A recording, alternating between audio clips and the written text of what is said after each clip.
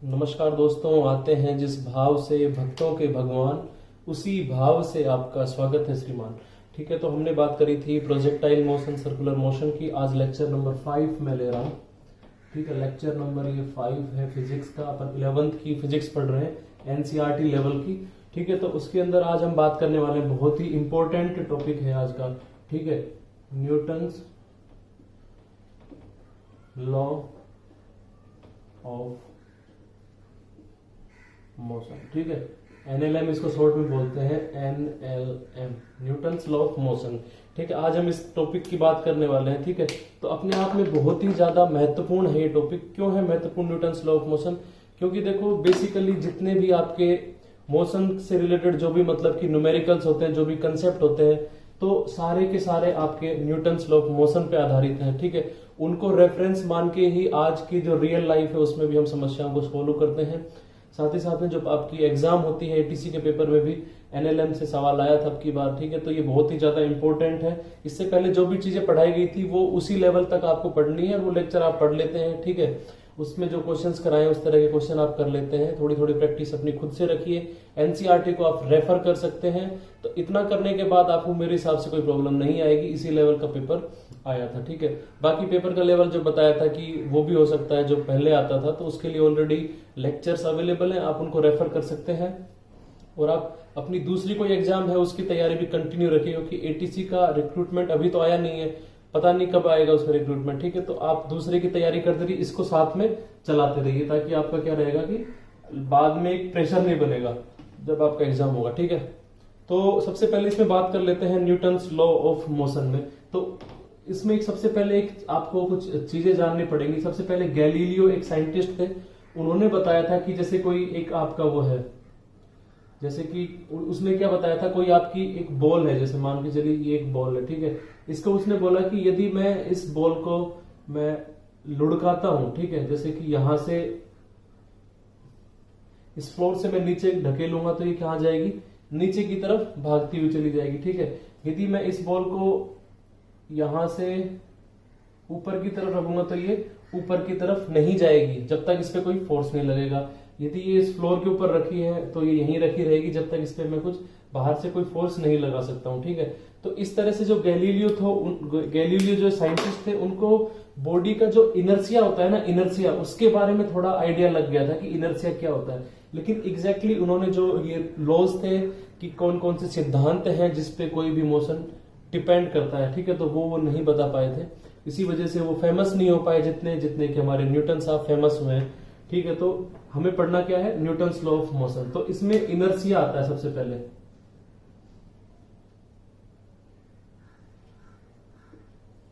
ठीक है, इनर्सिया क्या होता है?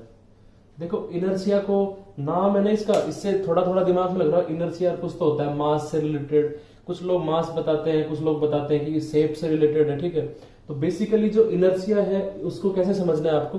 इनर्सिया के बारे में मान के चलो मुझे कुछ नहीं पता है, इनर्सिया क्या होता है? इनर्सिया मतलब है कि आपकी कोई बॉडी है, कोई भी ऑब्जेक्ट है, ठीक है, उसके अंदर हम कुछ चेंज करना चाह रहे हैं। ठीक है, उसकी जो पोजीशन है उसके अंदर थोड़ा चेंज करना चाह रहे हैं। ठीक है, तो वो जो चेंज होने वाला है उसका वो विरोध करता है, मतलब कि चेंज को रेजिस्ट करता है, चेंज का विरोध करता है, चेंज का प्रतिरोध करता है।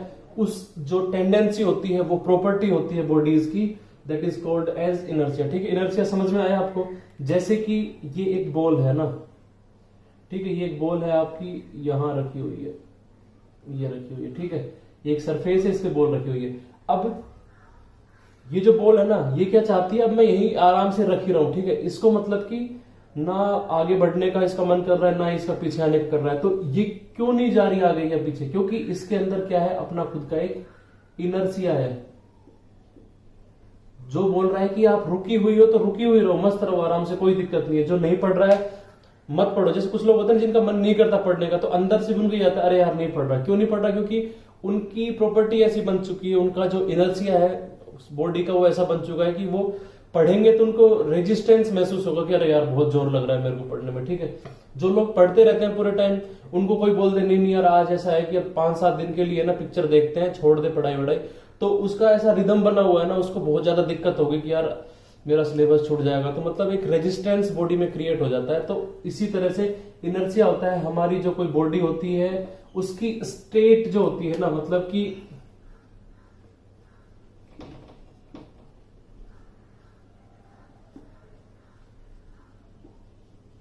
रेजिस्ट इन एनी चेंज, मतलब बॉडी के जो भी कोई आपकी वो स्थिति है, पोजीशन, उसमें किसी भी तरह का चेंज होता है उसको ये रेजिस्ट करती है। जैसे कि आप देख लीजिए, ये एक आपकी बॉल है, ठीक है, ये इधर इस पे रखी हुई है, ठीक है। अब यहां से ये देखेंगे तो ये मूव करने लगेगी, ठीक है। तो जैसे ये मूव करती रहेगी तो कंटिन्यू कंटिन्यू ये मूव करती ही जाएगी, ठीक है। तो इसका जो इनर्शिया है अब क्या करना चाह रहा है कि ये बॉडी मूव ही करती रहे, ठीक है। तो ये करती रहेगी, लुढ़कती रहेगी, लुढ़कती रहेगी, लुढ़कती रहेगी, ठीक है। तो इस टाइम इसका इनर्शिया बोल रहा है लुढ़क रही हो तो लुढ़कने दो, रुको मत, ठीक है। मतलब अब वो उस चीज का विरोध कर रहा है कि वो रुकने की पोजीशन में नहीं जाए। तो बॉडी का जो इनर्शिया होता है वो यही करता है कि कोई भी बॉडी है वो जिस घूम रही है तो घूमती रहेगी। जैसे कि और एग्जांपल देख लीजिए, जैसे कि हम कई बार क्या करते हैं, जैसे कि इस तरह का देखा ही होगा आपने, ठीक है। ये बच्चे घुमाते हैं ना इसको, इस तरह का एक होता है फिरकी टाइप की है ना, उसको हम इस तरह से घुमाते हैं, ठीक है। तो ये घूमने लग जाती है, बहुत तेज घूमती रहती है, ठीक है। तो उसके बाद में तो आपने देखा होगा कि वो घूमती रहती है। क्यों घूमती रहती है भाई? एक बार घुमाया, गिरने के बाद चुपचाप क्यों नहीं रुक जाती? क्योंकि उसका जो इनर्शिया है वो उसको बोल रहा है नहीं नहीं तुम घूमती रहो, जिस स्टेज में हो उसी में बनी रहो, ठीक है। घूमती रहती है, घूमती रहती है। लेकिन वो क्या है कि हमारा जो यूनिवर्स है वो आइडियल नहीं है, उसके अंदर एनर्जी के लॉसेस होते हैं, इस वजह से धीरे धीरे वो रुक जाता है। लेकिन लॉ ऑफ इनर्शिया तो बोलता है कि भैया आप जिस स्थिति में हो उस स्थिति में रहो, ठीक है। तो इसको क्या बोलते हैं? इनर्शिया। इनर्शिया मतलब बॉडी की वो स्टेज जो इसको किसी भी प्रकार के चेंजेस को जाने के लिए रोकती है, उसको हम बोलते हैं इनर्शिया, ठीक है। आपको समझ में आ गया होगा। चलो भाई ठीक है। थोड़ी सी एक अलग सी चीज है जो मैंने नोटिस करी है, जैसे कि फेसबुक होती है ना अपनी, ये पढ़ाई से रिलेटेड नहीं है, ऐसे ही बता रहा हूं। तो कई बार देखते हैं रिक्वेस्ट आती है हमारे पास, अंकित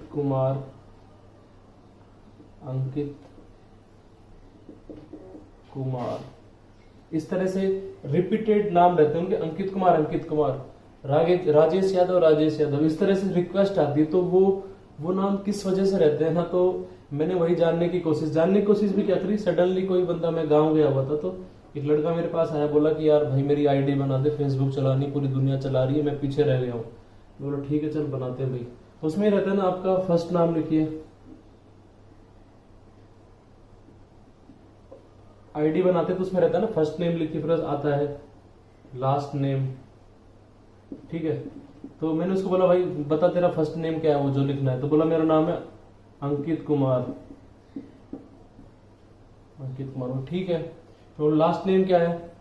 लास्ट नेम बोला यार लास्ट, उसको दिमाग में क्या था कि फर्स्ट नेम मतलब कि मेरे स्कूल का नाम जो डॉक्यूमेंट्स में 10th की मार्कशीट में, लास्ट नेम मतलब कि मेरे को घर पे क्या बुलाते, बोला घर पे भी अंकित कुमार है, ठीक है। तो बोला अंकित कुमार ही लिखवा आप, ठीक है। तब मेरे को समझ में आया कि ये लोग इस कंसेप्ट से नाम को इस तरह से मार्केट में जो घूम रहा है ना, डबल नाम घूमते हैं, तो उनका कारण ये लोग समझते हैं कि मेरा पहला नाम भी अंकित कुमार है, मेरा लास्ट नाम भी अंकित कुमार है, क्योंकि मेरे को स्कूल में भी बुलाते हैं, घर पे भी बुलाते हैं, तो दोनों जगह वो लिख देते हैं। अब वो क्या होता है कि आपके प्रोफाइल में रिफ्लेक्ट हो जाता है अंकित कुमार, ठीक है। तो ये एक छोटा सा मतलब कि एक वो मैंने बताया है कि यार किस तरह से लोग अभी तक भी मतलब चीजों को समझ नहीं पाते कि लास्ट नेम का क्या मतलब है, फर्स्ट नेम का क्या मतलब है, ठीक है। तो ये तो ऐसी आपकी बातें हो गई फर्जी वाली।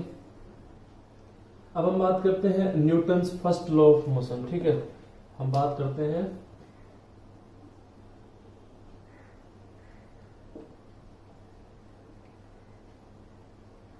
फर्स्ट लॉ की बात करते हैं, न्यूटन्स फर्स्ट लॉ, ठीक है। तो फर्स्ट लॉ देखो क्या बोलता है ना, इसको हम क्या बोलते हैं? लॉ ऑफ इनर्शिया बोलते हैं।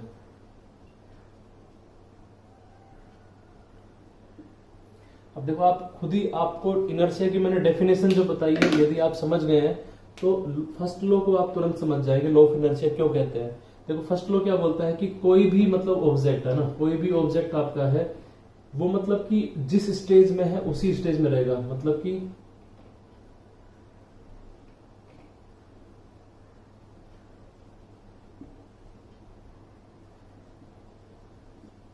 नो चेंज इन स्टेज, मतलब कि जिस स्टेज में है उसी में रहेगा। जैसे कि यदि वो रेस्ट पे है और उस पर कोई एक्सटर्नल फोर्स नहीं लग रहा, रेस्ट पे है, नो एक्सटर्नल फोर्स तो वो क्या रहेगा, रेस्ट पे रहेगा। ठीक है, मतलब कि जो आपकी वस्तु होती है यदि वो रेस्ट पे है तो रेस्ट पे रहेगी, वो मूव कर रही है तो मूव करती हुई रहेगी। ठीक है, वो मतलब कि तेज दौड़ रही तो तेज रहेगी, धीरे चल रही तो धीरे चलती रहेगी। जैसे कि ये बॉल है आपकी, ये यहाँ पे रखी हुई है, तो रखी हुई है तो रखी रहेगी ना, जब तक इस पे कोई बाहर से कोई फोर्स नहीं लगे। यदि कोई फोर्स नहीं लग रहा है मतलब कि ये रुकी रहेगी। यदि ये कोई बॉल है, ये जा रही है 80 किलोमीटर पर आवर की स्पीड से रोल करते हुए आगे भाग रही है। ठीक है, तो ये तब तक भागती रहेगी जब तक इस पे कोई एक्सटर्नल फोर्स नहीं लगे। मतलब ये मान के चलना फ्रिक्शन भी यहाँ पे नहीं लग रहा है ना, क्योंकि फ्रिक्शनल तो एक एक्सटर्नल फोर्स हो जाएगा ना, friction.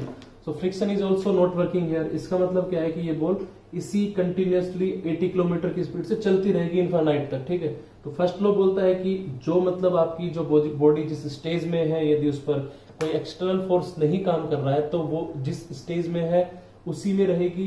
That will not change, it will continue maintain its stage. ठीक है, इसका मतलब क्या है कि ये बॉल है, इस पे यदि फ्रिक्शनलेस ये हमारा जो है फ्लोर है तो ये कंटिन्यू मूव करती रहेगी, इस पे कोई नहीं रहेगा। यदि फ्रिक्शन आ गया तो रुक जाए, क्योंकि एक्सटर्नल फोर्स आ गया है। उसके बाद उसकी बातें अगले वाले उसमें होती है। ठीक है, तो आपको फर्स्ट लॉ समझ में आया, और इसका ये भी समझ में आया कि इसको लॉ ऑफ इनर्शिया क्यों बोलते हैं, क्योंकि इनर्शिया का भी सेम कहना है कि नो चेंज, इसको भी चेंज पसंद नहीं है इनर्शिया को। ठीक है, तो इसी तरह से फर्स्ट लॉ को भी बोलता है कोई चेंज पसंद नहीं है यदि हमारे बाहर से कोई फोर्स काम नहीं कर रहा है, बाहर से कोई फोर्स नहीं लग रहा है। तो इसका मतलब इनर्शिया का कंसेप्ट जो था आपको समझ में आ गया होगा। फर्स्ट लॉ में इसको क्यों कहा जाता है लॉ ऑफ इनर्शिया, क्योंकि इसको किसी तरह का कोई चेंज पसंद नहीं है, बाहर से कोई फोर्स नहीं लग रहा है, तो मान के चलो जैसा पूरा मामला है वैसा का वैसा रहेगा, कोई चेंज नहीं होगा किसी भी प्रकार का। तो अभी देखो जो फर्स्ट लॉ है इसको एक इस तरह से भी देख सकते हैं हम कि यदि एक्सटर्नल फोर्स जो है हमारा, एक्सटर्नल फोर्स यदि जीरो है, इसका मतलब क्या रहेगा, बॉडी के अंदर एक्सेलरेशन क्या हो जाएगा, एक्सेलरेशन क्या हो जाएगा, जीरो। मतलब कि यदि नेट फोर्स जीरो है उसका मतलब बॉडी उसी स्टेज में रहेगी, रुकी है तो रुकी है, if it is moving then it will be continue to move. ठीक है, यदि एक्सटर्नल फोर्स जीरो है तो इसका मतलब कह सकते हैं उसके अंदर एक्सेलरेशन क्या होगा, जीरो होगा। ये भी क्या बोलता है, फर्स्ट लॉ बोलता है। या फिर ऐसे कह सकते हैं उसका नेट एक्सेलरेशन जीरो है, इसका मतलब उस पर नेट एक्सटर्नल फोर्स भी जीरो होगा। दोनों तरह से ये करेक्ट है। ठीक है, अब उसके बाद हम बात करते हैं न्यूटन्स सेकेंड लॉ की बात करते हैं। ठीक है, सेकेंड लॉ की हम बात करेंगे।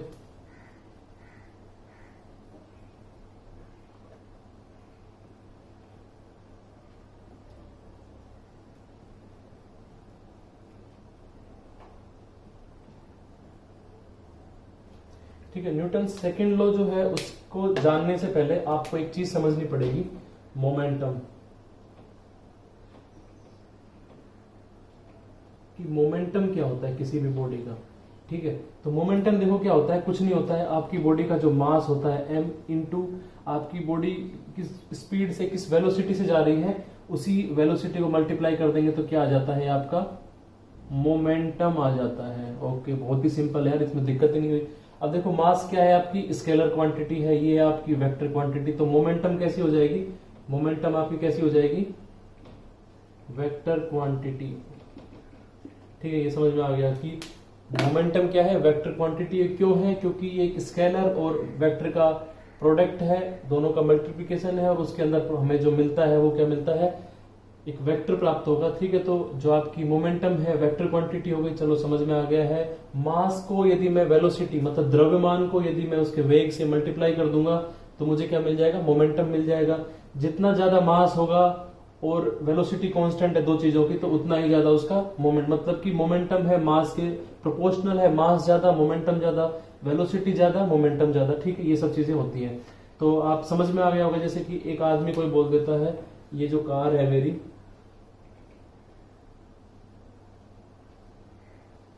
ठीक है, ये मेरी कार है, मान लो ये चल रही है कितने की स्पीड पे चल रही है, ये चल रही है 550 मीटर पर सेकंड से चल रही है। ठीक है, और इसका जो मास है पूरी कार का, वो मान के चलिए इसका मास जो है वो है लगभग 5000 kg है। ठीक है, तो बताइए कि इसका जो मोमेंटम होगा वो कितना होगा। ठीक है, तो आपको मास इंटू इसका जो वेलोसिटी है 50, ये मल्टीप्लाई कर देंगे हम। ठीक है, तो ये क्या आ जाएगा हमारा मोमेंटम आ जाएगा इसका। ठीक है, ये क्या आ जाएगा मोमेंटम। चलो ठीक है, अब हम इसका आगे देखते हैं कि जो हमारा सेकंड लॉ है वो क्या कहता है ना। मोमेंटम तो हमने समझ लिया है। सेकंड लॉ देखो क्या बोलता है। सेकंड लॉ बोलता है कि जो आपका rate of change of momentum है वो प्रोपोर्शनल होता है आपका फोर्स अप्लाइड, ठीक है। या फिर बोल सकते हैं कि जो हमारा फोर्स अप्लाई किया है वो प्रोपोर्शनल है rate of change of momentum के। अब इसको देखिए कैसे समझते हैं। मोमेंटम को हम डिनोट करते हैं किससे, पी से, ठीक है। तो मतलब क्या कहना चाह रहा है, rate of change of momentum DP by dt, इसी को बोलेंगे rate of change of momentum. ये क्या होता है आपका, प्रोपोर्शनल होता है फोर्स के, या फिर क्या कह सकते हैं कि जो आपका फोर्स होता है वो प्रोपोर्शनल होता है rate of change of momentum के। मोमेंटम का जो चेंज है रेट उसके प्रोपोर्शनल होता है, ठीक है। ये हो गया, ठीक है। अब इसको देखो मैं समझाऊंगा आपको ना, मतलब क्या बोल रहा है ये, rate of change of momentum proportional होता है आपके फोर्स के। आपने कितना फोर्स एक्सटर्नली अप्लाई किया है, that proportional to rate of change of momentum, ठीक है। अब इस चीज को समझ, इतना समझ लिया आपने, तो सेकंड लॉ तो यही है। अब इसका उपयोग देख लीजिए कैसे, मतलब कि ये होता है ना।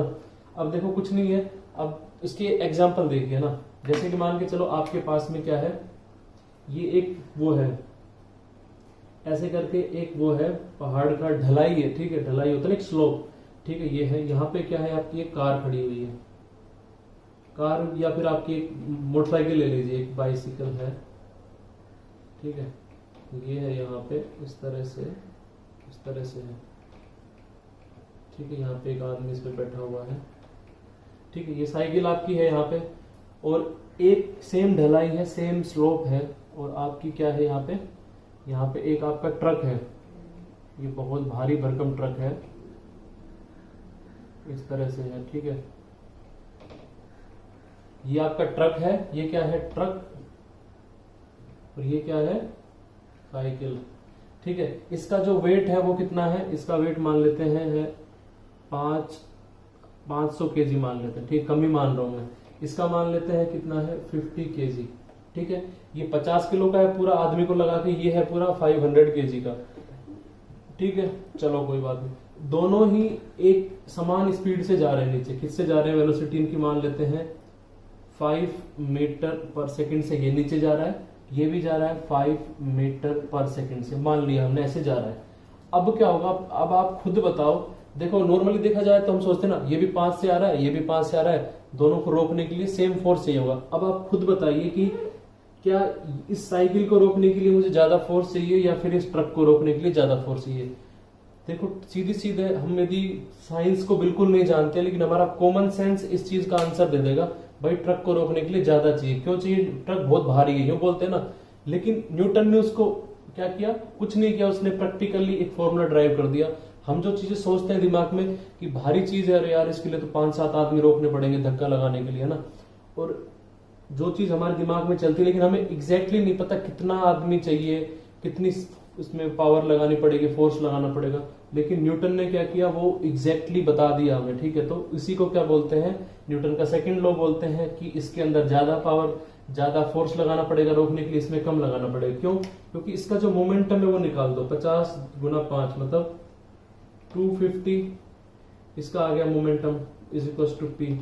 इसका कितना आ गया मोमेंटम, इसका मोमेंटम आ जाएगा, इसका P2 लिख देता हूं, ये P1 है। P2 कितना आ जाएगा, 2500, मतलब कि 2500, इसका है 250 ओनली, ठीक है। तो मतलब कि इसका मोमेंटम ज्यादा, तो इसको रोकने के लिए, मतलब कि इसको होता ना रेट ऑफ चेंज, मतलब कि मोमेंटम इतना है, इसको अल्टीमेटली रोकना है, मतलब कि फाइनल कितना करना पड़ेगा, P2 डैश कितना करना है मुझे, 0। इसको भी कितना करना पड़ेगा, P1 डैश कितना करना पड़ेगा, 0, क्योंकि रोकना है ना। तो चेंज इन मोमेंटम इसमें कितना है, 2500, इसके अंदर चेंज इन मोमेंटम कितना रहेगा, 250, ये कितना 0 करना है, तो 250 से 0, एक 2500 से 0, इट मीन्स इसमें 250 का चेंज इन मोमेंटम है, इसके अंदर 2500 का, इसके अंदर 250 का है। तो मतलब कि चेंज इन मोमेंटम जहां ज्यादा, वहां पे क्या होगा, आपका फोर्स भी ज्यादा। यही तो बोला था ना कि dp बाय dt बराबर में क्या होगा, आपका प्रोपोर्शनल होता है आपके फोर्स के, मतलब कि फोर्स ज्यादा। तो यहाँ पे हमें बहुत ही स्ट्रॉन्ग फोर्स लगाना पड़ेगा, ठीक है, यहाँ पे क्या होगा, लाइट फोर्स से भी काम चल जाएगा, ठीक है, और उसके मोमेंटम के हिसाब से हमें लगाना पड़ेगा फोर्स, ठीक है। तो ये बोलता है हमारा न्यूटन्स सेकंड लॉ। आपको काफी हद तक समझ में आ गया होगा कि क्या है, पहले लगता होगा पता नहीं क्या है, लेकिन थोड़ा सा अभी क्लियर हुआ होगा। अब थोड़ा सा और देखिए इसमें, और एग्जांपल में कराता हूँ। जैसे कि क्या होता है, कोई बंदा है, हम कैच करने वाले हैं, ठीक है, ये कोई बंदा है, ठीक है, ये एक बंदा है, ये इसके हाथ है ना, ठीक है, ये इसके हाथ है इस तरह से, ये इसका दूसरा हाथ है, ऐसे करके। तो ये बॉल आ रही है, बहुत बड़ी बॉल हो गई, ये इस तरह से बॉल आ रही है इसके हाथ में, क्रिकेट की बॉल है, कैच करने वाला है, ठीक है। तो ये जैसे ही कैच करेगा ना, आपने देखा होगा, आपने खुद भी किया होगा, कोई लेदर की बॉल है आपके पास आती है, आप उसको सीधा ऐसे कैच कर, ओनली ऐसे कैच करते हो, हाथ को कुछ नहीं मूव करते, तो आपके हाथ पे थोड़ी चोट लगी। लेकिन आप उसको इस तरह से कैच करते हो तो आपके हाथ पे कम लगती है। क्यों, ऐसा क्यों होता है?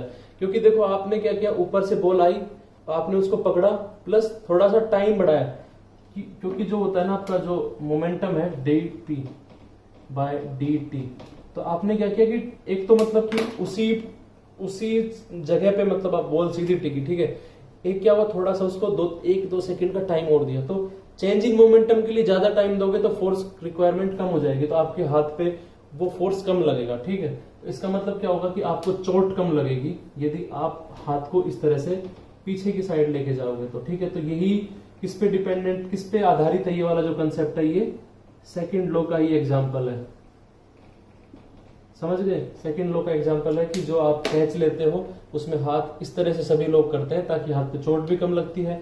क्यों लगती है? क्योंकि मोमेंटम को चेंज करने के लिए आपने एडिशनली थोड़ा सा टाइम बढ़ा दिया है, ताकि rate of change of moment है, उसका जो मोमेंटम है थोड़ी सी कम हो जाए, ताकि फोर्स भी कम लगे, ठीक है। तो ये न्यूटन सेकंड लॉ है, ये इसी चीज को बताता है, आपको काफी क्लियर। तो अभी थोड़ा सा और मैथमेटिकली देख लेते हैं सेकंड लॉ को, लगभग तो कंप्लीट हो ही चुका है, लेकिन थोड़ा सा एक फॉर्मूला है जो आपके हमेशा काम आएगा, ठीक है। तो सेकंड लॉ ने क्या बोला है, आपका जो rate of change of momentum है that will be proportional to होता है आपके फोर्स के।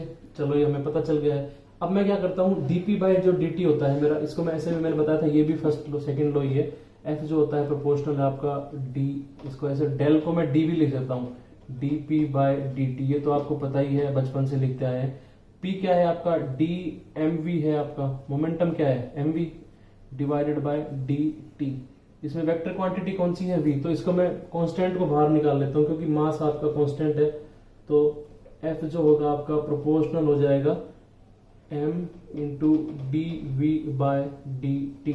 और आपको याद हो लेक्चर नंबर ये 5 कर रहे हैं, लेक्चर नंबर 4 में मैंने बताया था कि d v by D t आपका क्या होता है, एक्सेलरेशन होता है। तो ये हो जाएगा m इंटू एक्सेलरेशन, ठीक है, ये आ गया, ठीक है। तो मतलब क्या आ गया, f जो होगा प्रोपोर्शनल होगा m इंटू ए, ठीक है। अब इसको क्या लिख सकते हैं, इसका two k into m a. के क्या है, कोई कांस्टेंट है। अब इनको सिंप्लिसिटी के लिए k इज इक्वल टू क्या मान लेते हैं, 1 मान लेते हैं। क्यों मान लेते हैं, सिंप्लिसिटी आ जाए हमारे फॉर्मूले में। तो f इज इक्वल टू क्या आ गया, f इज इक्वल टू हो गया एम ए। बहुत ही फेमस फॉर्मूला है, इसके बिना आपका जीवन अधूरा है फिजिक्स के अंदर, तो इसको जरूर याद रखना। f is equal to m a, ये क्या होता है, Newton's second law. Second law, Newton के जो सेकेंड लॉ है उसका ही डेरिवेशन के बाद में फाइनल रिजल्ट है कि न्यूटन्स का सेकेंड लॉ जो आपको मैथमेटिकली लगाना है वो क्या लगाना है, F is equal to m a, force is equal to mass into acceleration, ठीक है। कुछ नहीं है, बहुत ही आसान है, समझ गए, ठीक है। इस पे थोड़ा सा सवाल देख लेते, ठीक है। अभी एक क्वेश्चन देख लेते हैं इस पे। A bullet of mass m is equal to 4 kg, speed 8 metre per second, enters a heavy wooden block and stopped after moving 8 centimetre in it, ठीक है। Find average force by block on bullet, ठीक है। मतलब मान के चलो कि ये कोई आपका एक ब्लॉक है, ठीक है, एक बुलेट आती है आपकी, वो इसमें एंटर करती है यहाँ पे टक्कर करके, और यहाँ पे 8 सेंटीमीटर डिस्टेंस के बाद में 8 सेंटीमीटर यहाँ से यहाँ तक की, यहाँ पे जाके वो रुक जाती है, ठीक है, क्योंकि ब्लॉक उसको रेजिस्ट करेगा, ठीक है। तो यहाँ पे जाके वो रुक जाएगी अंदर। तो इसने बोला है कि बताओ कि इसने, इस ब्लॉक ने उस पर कुछ फोर्स तो लगाया होगा तभी रुकी है, तो एवरेज फोर्स कितना लगाया है जो रुक गई है। तो मुझे देखो एक्सेलरेशन पता लग गया, तो मैं F is equal to m a लगा दूंगा क्योंकि मुझे एम ए पता है। तो मेरा टारगेट है एक्सेलरेशन निकालने का, ठीक है। तो सबसे पहले देखो एक्सेलरेशन निकालने की हम कोशिश करते हैं। एक्सेलरेशन मेरा क्या होता है, मुझे पहले के फॉर्मूले आपको याद होंगे, वो पता होगा। v, एक फॉर्मूला मैंने लिखवाया था आपको, इसका सॉल्यूशन हम कर रहे हैं। v square is equal to u square plus 2as, ये पता है हमें, ठीक है। अब देखो क्या है, v स्क्वायर कितना है, फाइनल जाके रुक जाएगी, मतलब ये होती है फाइनल वेलोसिटी, ये इनिशियल। तो फाइनली तो क्या हो जाएगा, v बराबर 0, क्योंकि रुक जाएगा वो अंदर ब्लॉक में। तो 0 बराबर u कितनी है मेरी, इस शुरुआत में दे रखी है 8, तो 8 स्क्वायर मतलब 8 का स्क्वायर 64 प्लस 2as, मतलब कितनी डिस्टेंस ट्रेवल करी है, that will be distance is equal to 8 centimetre, मतलब 0.8 मीटर, ठीक है। ये आपको समझ में आ गया है। तो इसको ये हो जाएगी 0.08 सेंटीमीटर, ठीक है। ये आपको पता चल गया। अब आपको क्या निकालना है यहाँ से एक्सेलरेशन, तो 2a बराबर हो जाएगा आपका 64, ठीक है। 64 डिवाइडेड बाय 0.08, ठीक है। यहाँ से a निकालेंगे तो ये 2 भी कहाँ जाएगा, इधर आ जाएगा, इंटू 2, ये 2 से 32, ठीक है। ये 0 का ये 100 आ जाएगा यहाँ पे, ठीक है। ये 8 का 8 दूनी 16, 8 तिया 24, 8 चौक 32, 4, तो ये आ जाएगा 400 आपका metre per second square. Acceleration आ जाएगा, माइनस में आएगा, क्यों आएगा माइनस में, क्योंकि रिटार्डेशन है बेसिकली, ये रोकने वाला है, नेगेटिव एक्सेलरेशन है, ठीक है। ये आ गया आपका। अब पूछा है फोर्स बताओ कितना होगा, फोर्स कितना आ जाएगा, मास कितना है 4 इंटू एक्सेलरेशन है 400, तो कितना आ गया 1600 न्यूटन का आपके पास ये फोर्स लगा होगा, ठीक है। तो ये आपका आंसर आ गया। कुछ नहीं करना है आपको, एक्सेलरेशन निकाल देना है। एक्सेलरेशन की से v square equal to u square plus 2as फॉर्मूले से निकाल देंगे। s पता है हमें, u पता है, v 0 हो जाएगी। उसके बाद हम क्या निकालेंगे, force F equal to ma, second law use किया, आंसर आ गया, ठीक है। क्वेश्चन है आपके लिए, एक पार्टिकल है, उसका मास है m, दैट इज एक फॉलो कर रहा है एक ट्रेजेक्टरी को मोशन की, y equal to ut plus half gt square, ठीक है। Find the force acting on the particle, आपको निकालना है। आपको देखो इससे सीधा सीधा दिखता है y s equal to ut plus half at square, तो इससे सीधा सीधा आप कोरिलेट कर सकते हो। एक्सेलरेशन जो होगा, आपको डिस्टेंस की जो वो दी हुई है पोजीशन, एक तरह से उसकी जो इक्वेशन दी हुई है वो ये है, तो वो होती है s equal to ut plus half at square, तो a की जगह g है। तो आपको एक्सेलरेशन पता चल गया। यहाँ से एक्सेलरेशन मेरा कितना होगा, एक्सेलरेशन इज इक्वल टू मेरा होगा g के बराबर। तो फोर्स कितना हो जाएगा, force equal to mass into acceleration बराबर मास इंटू g, mg। तो आपका mg फोर्स आ जाएगा, सीधा टिक करो, आगे बढ़ो। लेकिन मान लो नहीं समझ में आता है तो क्या करना है, कुछ नहीं, मुझे पता है कि मेरा जो वेलोसिटी होती है वो क्या होती है, D S by D T. यहाँ पे s क्या दिया हुआ है, y के रूप में, तो dy बाय डी टी, मतलब कि u प्लस 2gt बाय 2, तो ये कट गया, तो क्या आ गया u प्लस जी टी, ये आ गया मेरा वेलोसिटी। एक्सेलरेशन मुझे निकालना है, क्योंकि फोर्स तो एक्सेलरेशन से ही निकलेगा, तो ये हो जाता है dv बाय dt, और मुझे v पता है कितना है, u तो 0 हो जाएगा क्योंकि इसमें t का कंपोनेंट नहीं है, कांस्टेंट है, तो 0 प्लस g, तो एक्सेलरेशन कितना आ गया g के बराबर। तो आपका फोर्स क्या होता है, सेकेंड लॉ से मास इंटू एक्सेलरेशन, तो आपका आंसर क्या आ जाएगा, मास इंटू जी, ये आपका आंसर आ जाएगा, ठीक है। तो बहुत ही सिंपल है न्यूटन्स लॉ ऑफ मोशन, मतलब बहुत ही बेसिक है। इसी तरह के सवाल इसमें आते हैं। आप थोड़ा सा एनसीईआरटी को पढ़िए, जहां से भी आप थोड़ा आपको लगता है कि मुझे ये क्वेश्चन कहीं से मिल रहा है तो वो भी लगा लीजिए, और प्रॉब्लम आती है तो आप कमेंट में बताइए। बहुत ही आसान है, बहुत ही इंपॉर्टेंट है, बेसिक है, मतलब ये आपको आना चाहिए। आगे के सभी concept F is equal to ma का जो फॉर्मूला है भाई बहुत इंपॉर्टेंट है। मेरा तो मतलब ये फेवरेट था, मतलब ये सब्जेक्ट जो है ना न्यूटन्स लॉ ऑफ मोशन, पूरा का पूरा मतलब मैंने इतना अच्छे से पढ़ लिया था कि मेरे को आगे वाले टॉपिक्स इतने इंटरेस्टिंग लगे ना। लेकिन मैंने ये भी नोटिस किया कि मेरे साथ के जो दोस्त थे मेरे, उन्होंने क्या है कि न्यूटन्स लॉ ऑफ मोशन थोड़ा सा उनका हिला हुआ था। तो फिर बाद में क्या हुआ ना कि जब वो रोटेशनल मोशन आता है पूरा, जिसमें मतलब कि प्योर रोलिंग होती है, आपकी रोलिंग विद स्लीपिंग होती है, पुली वाले जो न्यूमेरिकल्स आते हैं, उन लोगों की हवा खराब हो गई थी वहां पे। क्यों? क्योंकि उनको ये समझ में नहीं आया था F is equal to ma वाला क्या बवाल है। तो आपको कोशिश करिए मैंने पूरी समझाने की, आप उसको समझिए, लेक्चर को देख करके अच्छे से नोट्स बनाइए, तैयारी करते रहिए, हिम्मत मत हारो भाई, एंजॉय करो, मस्त रहो, है ना, कोई दिक्कत नहीं है, सबकी स्थिति ऐसी है, कोई भी धुरंधर या तुर्रम खा पैदा नहीं हुआ है, सबके सब मतलब कि मेहनत करके ही अच्छे रिजल्ट्स लेते हैं। ठीक है, तो आप भी मेहनत करो यार, मस्त रहो। नमस्कार, आपका दिन शुभ रहे।